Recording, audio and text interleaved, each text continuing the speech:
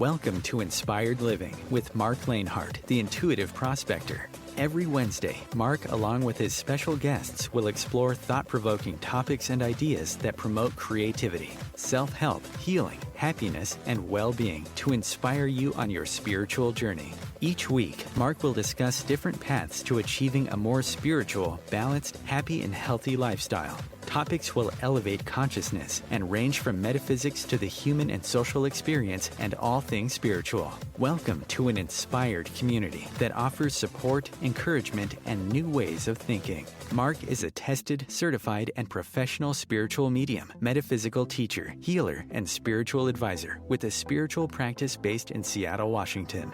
You are the inspired and the inspiration.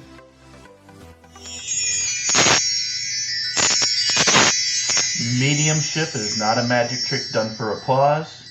It's a spiritual endeavor that aims to heal, console, uplift, empower, and validate our existence beyond our physical body.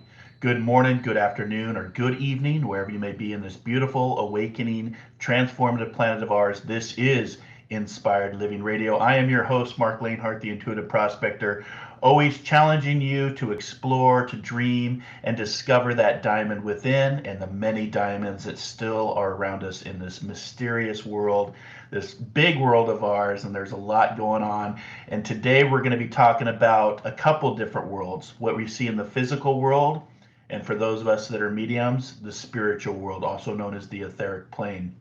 We have a special guest today that is joining us for the first time, and I just want to give a shout out to all of our inspired listeners all around the planet. You've really made Inspired Living a top 100 inspirational podcast to follow and listen to in 2023. That's 3 years running. So I just want to say thank you so much for the following, joining me on this journey every Wisdom Wednesday at 12 p.m. Pacific, 3 p.m. Eastern.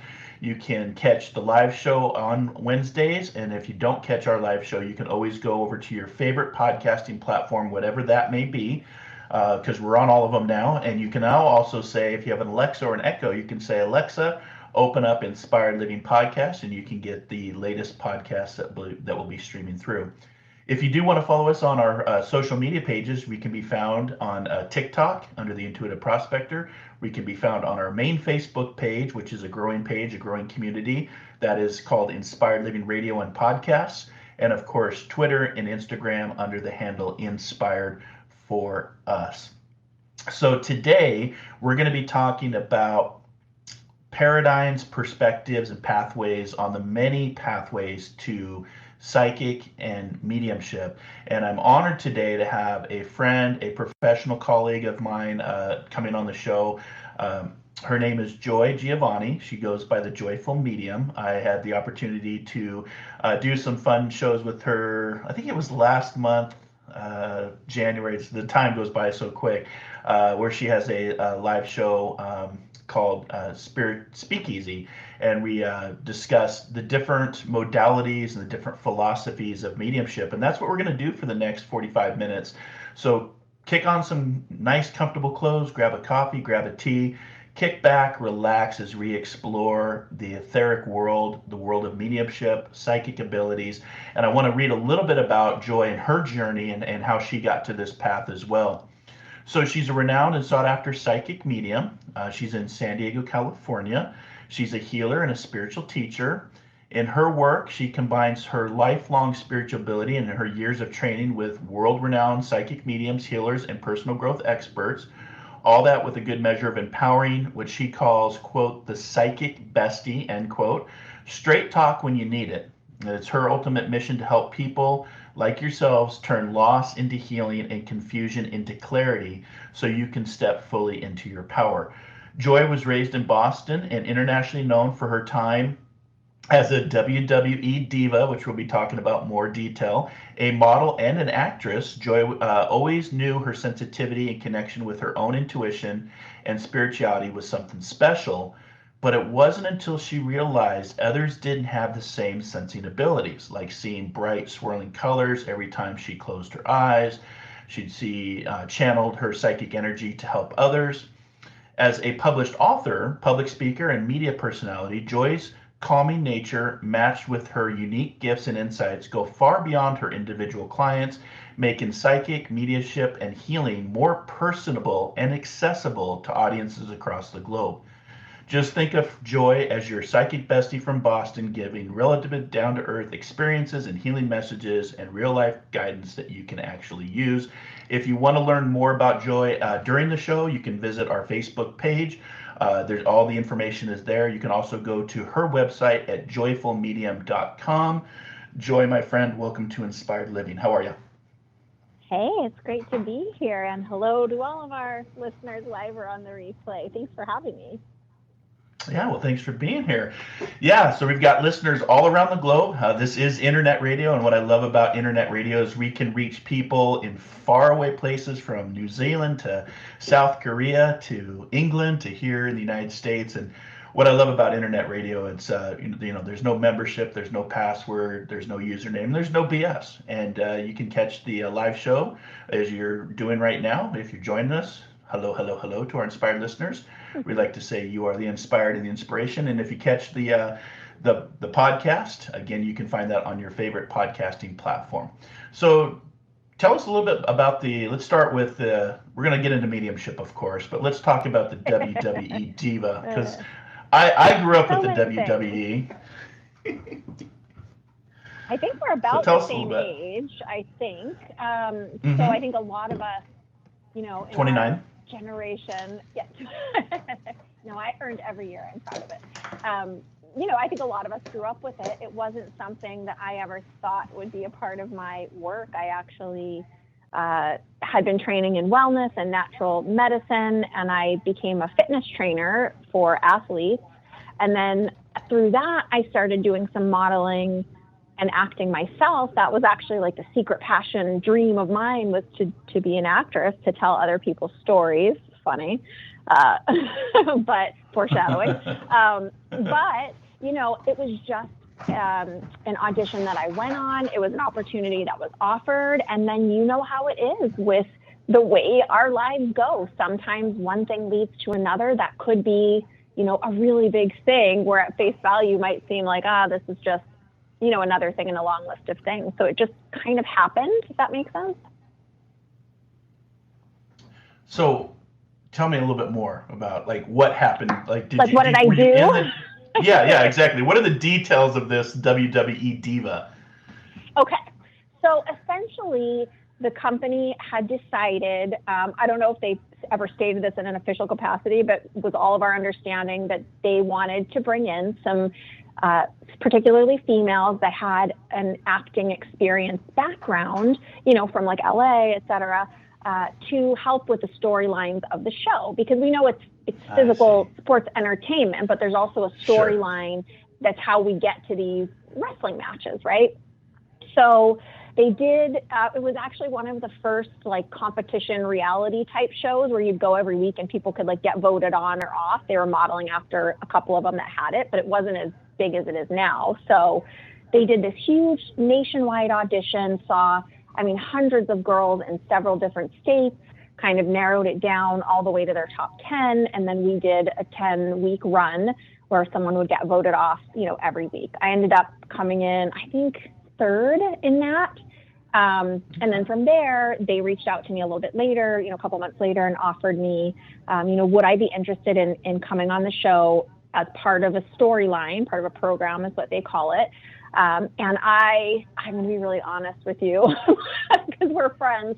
I was not super excited about it, to be quite honest. My intention was more towards serious acting, not all serious. I did a lot of comedy and student films and all of that, but acting. And it wasn't a time where those two worlds were really merged at all. And I was like, no one's going to ever take me seriously again if I do this. But I was at a point in my career where I had a team and advisors and, manager, agent, publicist, all of that. And they were like, this is international exposure. This is work. This is it. You should do this. Right. So I did. And for about a year, I was the catalyst for the main event story. So every week, pretty much, they were either rescuing me and then getting in a fight about it, or someone would do something to me, or, I was locked in the trunk of of a limo for an episode. I was, crazy things. Someone supposedly changed the name on the dressing room door, and then someone walked in on me in the shower. I was, one of the guys' gimmicks was like with an apple, and he spit apple all over me. So there was lots of, I got a pie in the face on my second time I was on TV. Yeah, so it's just, it was a crazy, once in a lifetime, really unique experience being in all these live arenas all over the world. I was got to be a part of the WrestleMania that was at the Staples Center. So I got to walk out on stage. Yes, I presented, you're going to love this. Remember Jimmy Mouth of the South Heart? I presented him as I presented him as a Hall of Fame inductee in front of a filled, sold out Staples Center. I got chills as I'm saying that. Yeah, so I want to see a YouTube video. I want to see this. I don't know what exists because it was a long time ago. I mean, it wasn't, internet wasn't so strong as it is now. So the funny thing, you'll love this. For me, I was so confused inside myself because I was like, I loved interacting with the audience. But for me, I was like, I thought I was going to be doing, camera setup, not live to stage. And I just didn't understand. And flash forward years later when mediumship started to come into my awareness and when I learned what platform mediumship was, and it kind of all made sense. You know what I mean? Kind of like loops you back around full circle to say like, oh, okay, this is why this live audience experience was so important, because I definitely didn't get it at the time. Well, talk about getting over stage fright too. The Staples Center, WrestleMania. Oh my goodness, that's really cool. So, and you're so right many though. Cool experiences. Yeah, actually, I got to go out in Tokyo at the Tokyo Dome. The guy that I was partnered with, the big show on the show, wrestled with Akibono, who was their sumo champion at the time. So I got to go out. Yeah, in front of the Tokyo Dome, sold out, which is an even bigger stadium. So, I mean, it was just like once in a lifetime experiences. But yeah, the stage fright thing. And imagine, not only am I in front of all these people, but scantily clad, okay? So I'm either in like a bikini or some kind of almost a bikini. So yeah, that'll get you over some stage fright real quick.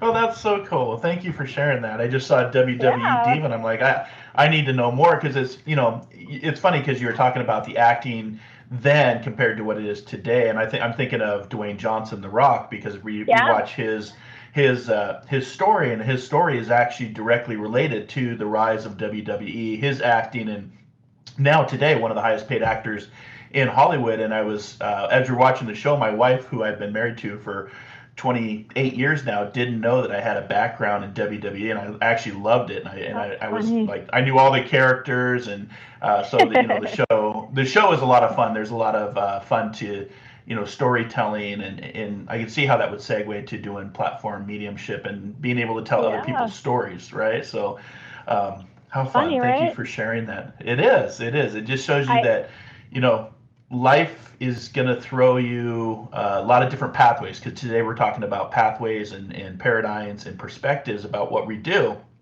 And I'm in the same boat as if you would have asked me 20 years ago that I'd be on the radio doing podcasts about spiritualism, inspiration, mediumship, psychic. I would have said, I don't know what you're smoking, but that's not me. I was going down a path of emergency medicine and fire service. So it's just funny how things can really, prepare you for, being a storyteller, being a teacher, being a healer, being a psychic medium. So let's talk about how you've had these gifts since you were little. Reading through the bio, you've always had these experiences with seeing colors and energy, if you will, and that's always been something as a natural born medium for you? Yes, but I will say I understand it to a much greater degree in hindsight. I think at the time, because sometimes people will be like, oh my gosh, that's so cool. At the time, I didn't really realize that it was different. You know what I mean? Like, I didn't know that other people didn't also see auras or didn't also see colors when they closed their eyes inside. Right. I didn't realize other people felt like they had an imaginary friend beside them all the time too. Like, you know what I mean? Like, I didn't know, those aren't just things you talk about. So I didn't know that stuff was weird, I guess. But what's interesting is, you know, as we grow and we're adults, I'm in my mid-40s now, we sometimes will connect with people we knew when we were kids through all these platforms now, right? So in connecting with old friends, it's been funny how they have mentioned to me, like, no, you were always really spiritual. You always were really like kind of like this. And so I didn't think I would. I thought I was maybe more in the broom closet than I was. So. Yeah, so let's, you know, for our listeners out there, let's talk about that, because I didn't have the same pathway as you. I like to tell my listeners that I think we're all born with our natural abilities and gifts, but it's not something that I was aware of. Awareness is the greatest agent for change, as Eckhart Tolle reminds us. And I wasn't aware of my abilities until later in life, where that was actually triggered by extreme trauma and tragedy with the loss of my brothers in the same week to murder and brain cancer. And that kind of changed my perspective. It changed my paradigm. It really pulled the rug out from underneath me and kind of, you know, had me reevaluate my life. And that's where I started to open up to my abilities that lay dormant, because I do believe a lot of us have these. Everybody has intuition. I personally believe that everybody has an intuition.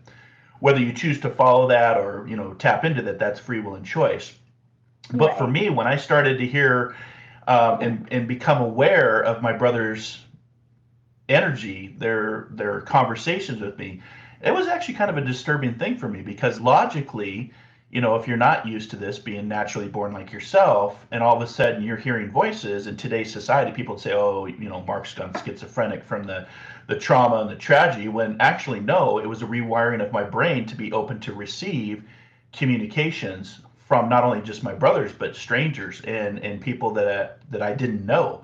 And so for our listeners out there, if you're having these experiences, whether you're a small child, I think children are very intuitive and don't have the filters that society and education puts on them as they get older. They see the spirit world. They see the unseen as a normal thing, like yourself, Joy, seeing these colors, seeing the energy, becoming aware of people. And so there's really two pathways to what I would say is your psychic ability, which means of the soul. It doesn't mean telling winning lottery numbers or predicting people's deaths. We don't prescribe or diagnose.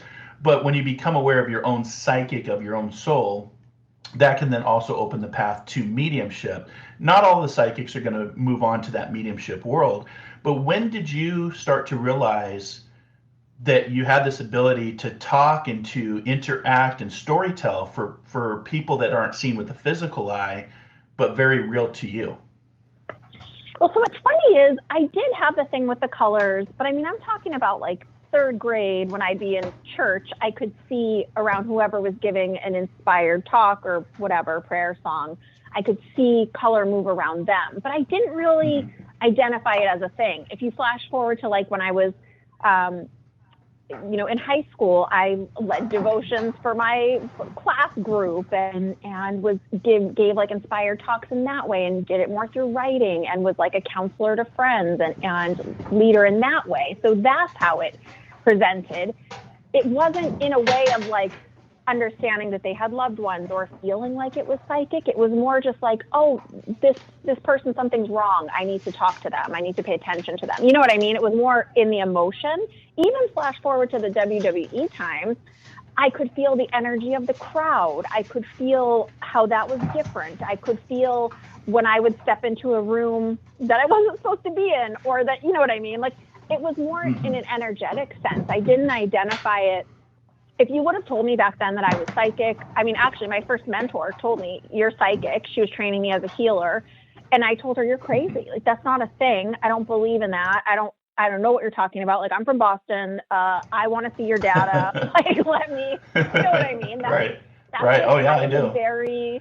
I used to get in trouble, actually, when I was in Catholic school, because I didn't understand why I felt very connected to a higher power of my understanding. But why did I need to talk to this person and tell them everything I did wrong if God is inside me? Like, you know what I mean? So I kind of like challenged in that way, more like intellectually.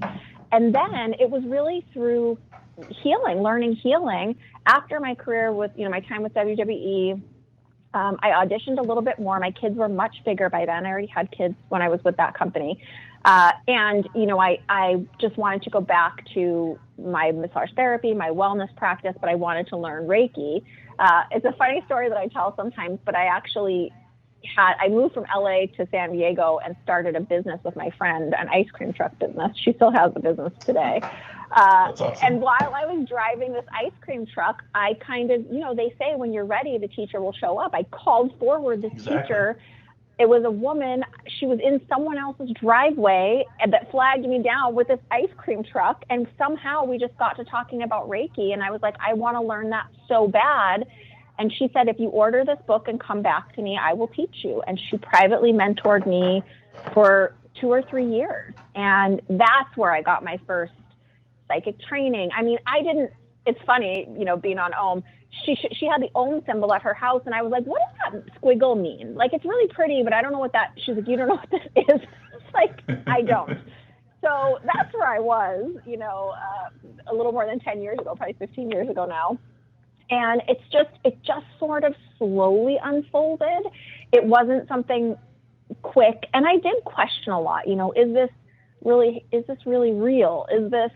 I think it's very challenging sometimes, especially early on when we're still learning, to understand, that I had a lot of anxiety at that time. So the voice of our anxiety versus the voice of our intuition, and developing that discernment, that took years. That wasn't something that just came overnight. And as I started learning, my psychic development, and I just am a person who was always doing personal development. Like, I joke and say I was the only teenager in the self-help section of the bookstore. Like, I was always doing that, which I think is why these things kept bubbling up for me. But how mediumship came was I had a massage practice. I was integrating Reiki. And when I'd be doing Reiki sessions, I had learned how to understand guides a bit. And I was kind of opening up, if you will, or becoming available for any guidance or anything they might need to hear. And then after a period of time, maybe a couple years in, once in a blue moon, I would just be aware of almost like, instead of a guide, it just felt like a person standing next to me. And I would have one bit of information about them, or just 1 or 2 little bits of information, or the flash of an image or scenario, or a bit of an understanding. And I had this commitment. I already understood spirit guides at the time, so I had this commitment with my spirit guides, like, whatever I receive, I will find a way to say if the person's open to hearing guidance. And I remember being in there like, I can't believe I got to say this to this person. You're going to make me say I feel like their grandma is here? Like, this is I felt crazy, to be honest, at the beginning. So maybe not so different in some ways, to yours. Yeah, and I love that you drove the Huggy Bear.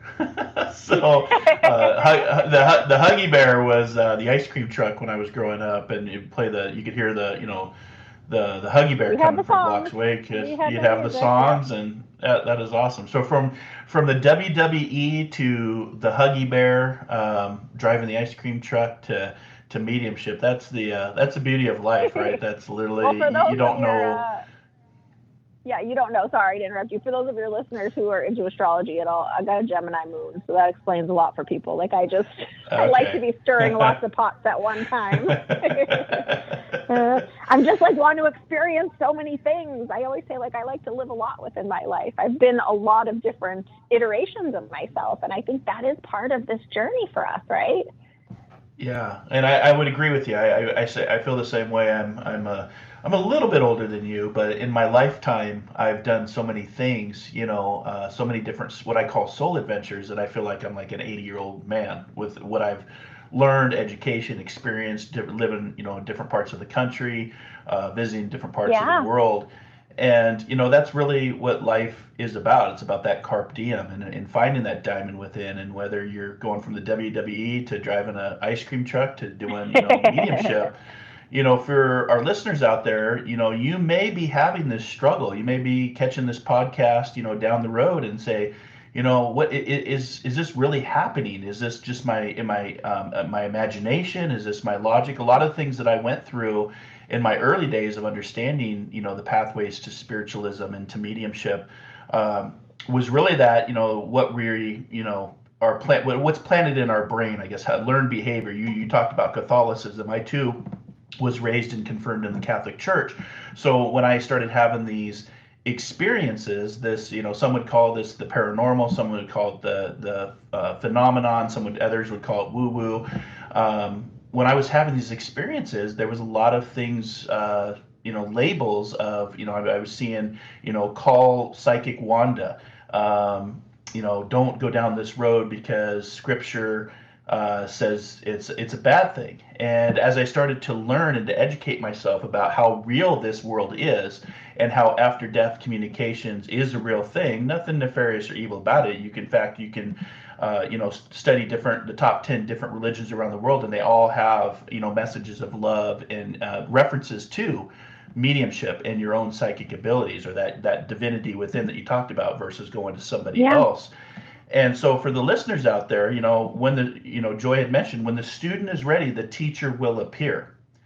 And there's a lot of truth in that. I always go back to what Nikola Tesla said. If you want to start to unlock the secrets of this universe, not only what is seen in our very chaotic, crazy world, but also what is unseen. You have to think in terms of energy, frequency, and vibration. And when you're working with the etheric world, it's based on love and energy and people that lived a life just like you and I are living right now. And then one day go down the road ahead of us, and we'll meet back up with them. It's just as simple as that. And, I tell people all the time, heaven isn't up and hell isn't down because we live on a round planet. So metaphysically, it's impossible. If you think about what, our galaxy and our universe in space, you can't go up and you can't go down because it's all around. And that's what I teach on this day, is this world that's not seen, just like the microscope, just like the telescope, just like the wind, just like the colors of the rainbow. There's a lot of things out there that we don't see with the physical eye.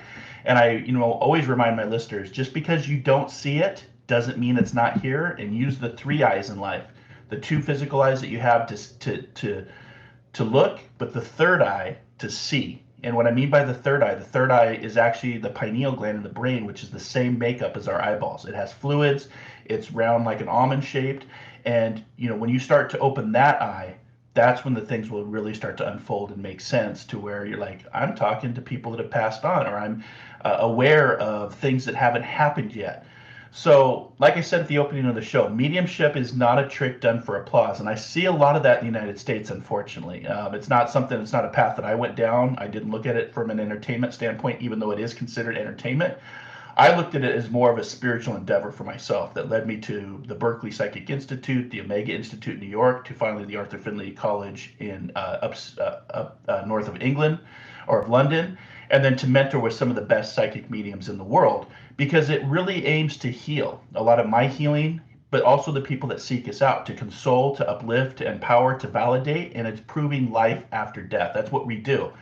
So in this work, Joy, what would you say has been the most beneficial after you started to lean in and accept, because there is an acceptance part of this, when you started to accept your role and your journey of being a psychic / medium, because there is a difference between the two, and a lot of people don't know the difference.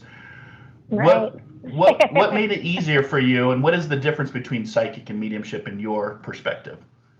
Well, not to plug my own podcast, but I do have an episode coming out about exactly this on Monday. So I just recorded it, and it's like exactly this, which, no coincidences, synchronicity. So that's kind of amazing. That's right. So you brought up so many great points. So the avenue I chose, because like I said, I have a very let me collect some data, do my own experimentation. It's what I did with Reiki to kind of convince myself or to come to acceptance. I sought out mentors and teachers, much like you. My first teacher I mentioned, she is from the vein of teaching of Berkeley Psychic. So I have all of the Berkeley Psychic teaching from her. And then I did my trance mediumship development under a Berkeley Psychic teacher as well, Cody Edner, who you may know. And then I started seeking. We share some common mentors, as you know. I did end up with a lot of the mentors from the Arthur Findlay College you mentioned, and made it there myself. And so I do feel like, to encourage listeners, if you are feeling curious, if you are feeling that little nudging or that little, whisper tapping on you about all things spiritual, whether it's meditation or your own intuition, or even just, working with energy healing, start to explore, start to let yourself just be open to those breadcrumbs that spirit, your own soul, whatever you like to identify it as, will leave for you to help you go to that next step for you, because we're all such unique expressions. We all need to come to these gifts in our own way, in our own time, and for our own purposes. So it's not going to look the same for everyone, which is an amazing part of it, because we're all different. I needed it in that slow way. And what I did come to understand, there's a couple different types of mediumship, of course. Psychic, really, the thing that they have in common is it's a soul-to-soul communication. So with a psychic, it's me or someone as a psychic, my soul blending with the soul of the person in front of me, the sitter, the recipient, the person over the phone who the reading is for, about their life, typically, or elements affecting their life, right?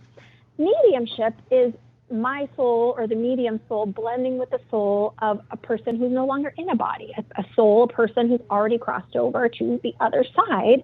I know that you are the same with me on this. The type of mediumship that I practice in that way is called evidential, which really just means that when someone's loved ones communicate from the spirit world, they share specific details about perhaps their personality, their life experiences, things unique to them that for that moment, in the best of circumstances, bring them alive again in a way that it feels like spending a bit of time in their presence again.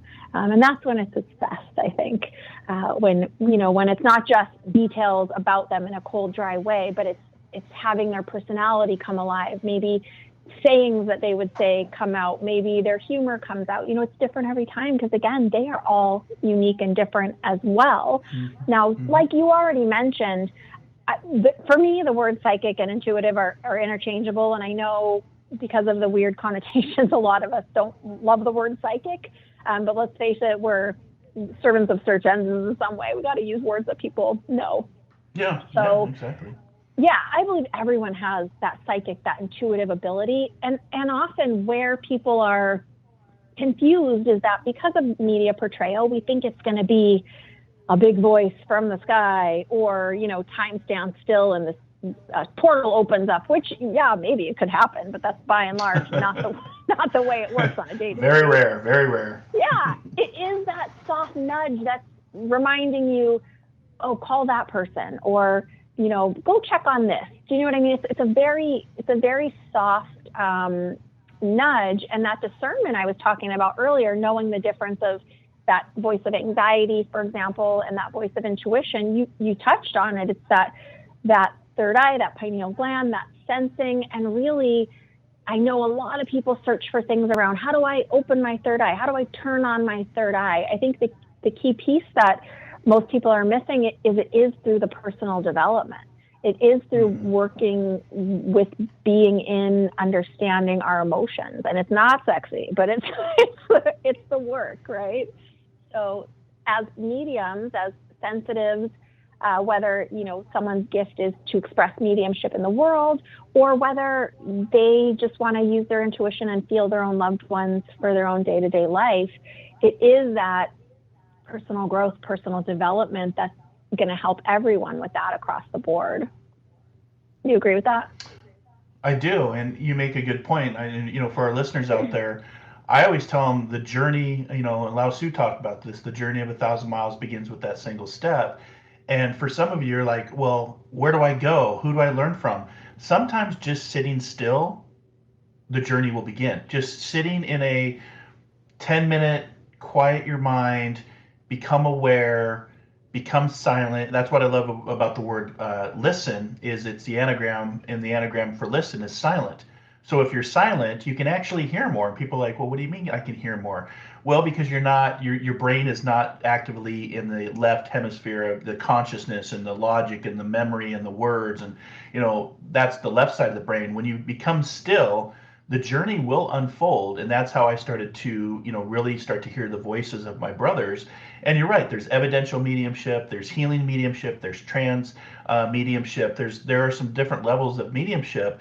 But a lot of times, too, people forget that there's a lot of healing that's not only done for the medium that's doing the work, and a lot of healing when their loved one, their sitter, is, saying, Yes, I was just talking about getting a tattoo, or I have this tattoo. We were just talking about that. Right. But it also brings a lot of inspiration and healing to the spirit world, because sometimes there's things that didn't get said or things that didn't get done that, and through my Absolutely. experiences, have come back through me to validate that, to prove life after death, and to, be able to say goodbye, or to be able, hey, you need to clean up that paperwork, or even since COVID, I've had a few readings where they didn't get to say goodbye because the hospital was locked down. And mediumship has been used to be able to say those goodbyes and to bring closure, and to, release things, sometimes guilt, or I wasn't able to be in the hospital because of COVID. I've already seen that in Right. real time. And, Yeah. for our listeners out there, if you're challenged and you're not sure and you're having these intuitive hits or these psychic abilities, maybe it's been dormant like it was for me for until the age of 27, or maybe you're naturally born like Joy. Start to seek out, start to ask, believe, receive, and perceive is what I teach on, and you'll start to see the signs, the symbols, the synergy, the synchronistic events. And like Joy was saying, it's not going to come. If it does, I'd love to hear about it, but it's not going to usually be a big booming voice in the sky. It's a very subtle, as our mentor used to teach us. It comes in like a lamb, not like a lion. It's a Yeah. very subtle. It's a very subtle way of being. And how do you hear that? By moving into stillness, by moving into silence. And, I always go back to Einstein when he talked about, you'll start to see patterns, you'll start to see trends, you'll start to see data. Because without data, it's just an opinion, right? But when you get data that's repeating itself and proving evidence in life after death, there's something to that. And even Einstein was quoted as saying, synchronicities and coincidences are God's way of remaining anonymous. And so whatever God or whoever God is for you, that we'll leave that up to you. We're just talking today about mediumship and what that can do. What do you see the future of mediumship becoming? Because there's a lot of changes going on in our world. Yeah, well, I quickly want to mention, I hope you don't mind me mentioning this, since you talk so much about signs and synchronicities. For people who are already seeing recurring numbers like 1111 and 444 and 333 and maybe don't know what they mean or what they're trying to communicate to you, or for anyone wanting to get signs from the universe or get clear, specific signs from loved ones in the spirit world, I do have a free mini course for you guys. It's right on the homepage of my website, joyfulmedium.com. It's called Sign Magnet. You just drop your email in there and you'll get the 3 lessons. So it's 15 minutes a day. We'll teach you all of that and so much more if you want to start playing with signs and synchronicities yourself. Yeah, and if everyone can do it, it's not hard. There are simple tools that I teach.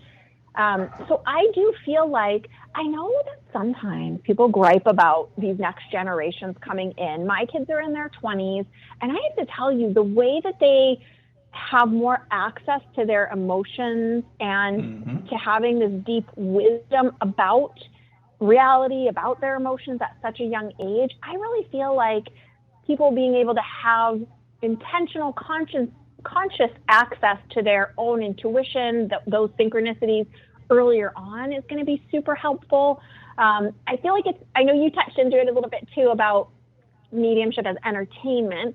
I think there's a value there just in it becoming a little bit more comfortable in a mainstream way, even though we could have a whole nother hour conversation about the heavy editing that is confusing for people. So right.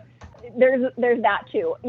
Back to our previous conversation, there was a time where I didn't even allow those kind of shows in my house because I felt like I didn't want to open doors I didn't understand. Right. What's funny is I never said I don't believe in it. I just said I don't want to open doors I don't understand.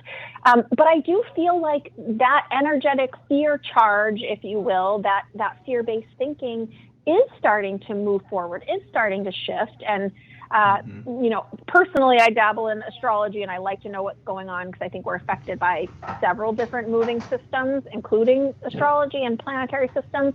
We are about to step into this age of Aquarius, which is very much air of the mind. And that's that mental mediumship, that connection with more than what is. Perhaps there's going to be a new way to use mediumship with technology.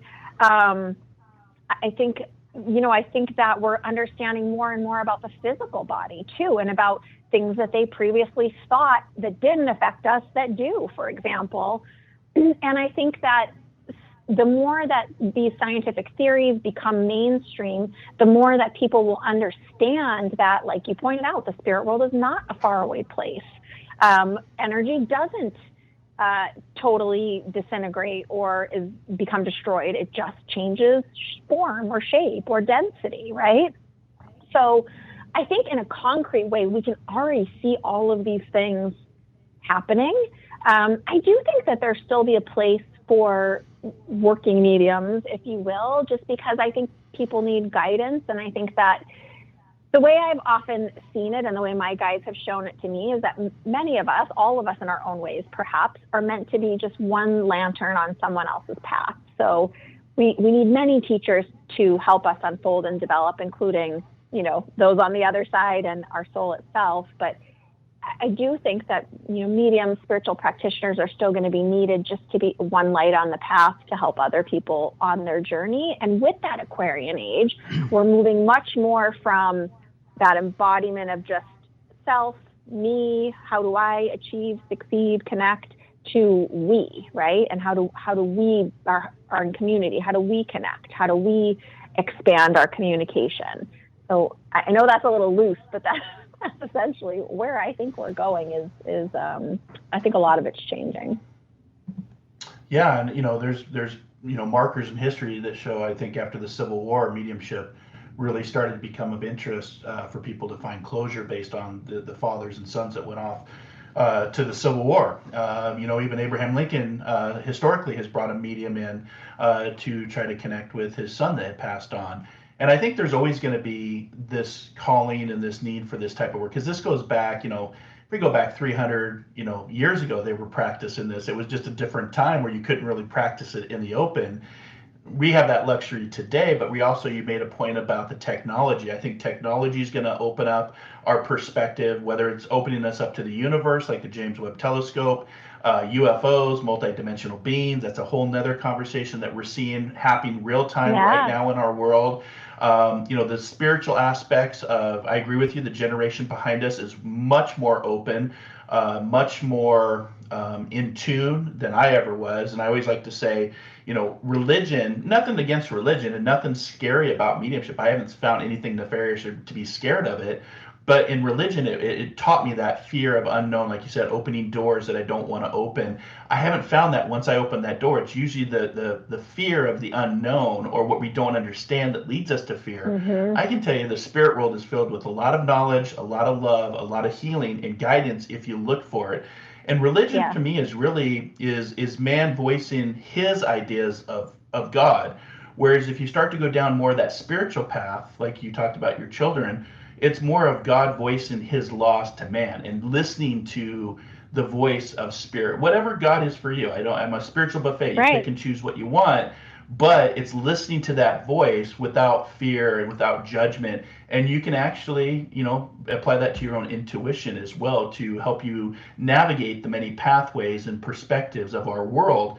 And I'm glad that I did it. I wasn't happy when it first started because that's not what my intentions were. But I'm happy today that I can talk about it openly and freely, help others. And again, if you can help one person, there's a lot of pain and there's a lot of loss and there's a lot of grief out there. And I always remind, the listeners, if you can change one person's life, then you're on the right path. It's not about reaching the masses. It's not about, being on TV or being famous. It's literally about helping thy neighbor and helping yourself, but also just helping that one person to make a difference in our world. And if we can have more teachers and more light workers, we can really start to make a difference in our world and our planet and the way we see psychic, the way we see mediumship. So Joy, this hour has gone by so very, very quick. Fast. But I'd love to have you back and continue to talk about this. What would you like to leave our listeners with for today? Some advice or some knowledge? I'd love to come back and talk about trance mediumship. Yeah, I can just actually, it's funny that you all the things we've talked about today. I do my live talks on Wednesday too, and I just was talking to the group earlier today, and I gave them this quote that I'm going to share, and then my guides popped some wisdom in at the end. And the quote says, "A pessimist complains about the wind, the optimist expects it to change, the realist adjust the sails." And that part of the quote's by William Arthur Ward. And then my guides added on the end, "But the intuitive or the sensitive finds the stillness to hear the message the wind brings." And I think it really just sums up a lot of what we've touched on here today, synchronistically, that I just want to encourage everyone that you don't have to make a full shift in your day-to-day life to start working in this way. You can start bringing it in small ways. You can start touching the lives of others with whatever work you're doing right now. And it's, let yourself find the joy in the journey for yourself, but also know that you are connected to more than just yourself just by being here and being you. And everything else from that is just learning, right? Exactly. And I'm gonna end it with find the joy in your journey, because that's a great reminder. But also, if you want to find joy in your journey, you can find her at joyfulmedium.com. Again, Joy, thank you for being on the show. We really appreciate it. We appreciate you, and keep up the great work serving spirit and all that you do in teaching and inspiring and healing. And until our next soul adventure together, in our world out there, be kind, be caring, be compassionate, and most importantly, wherever you're at, dare to dream, dare to explore, dare to live, and discover that diamond within. We'll be back for another episode of Inspired Living Radio. Have a great rest of your day, everybody. Namaste.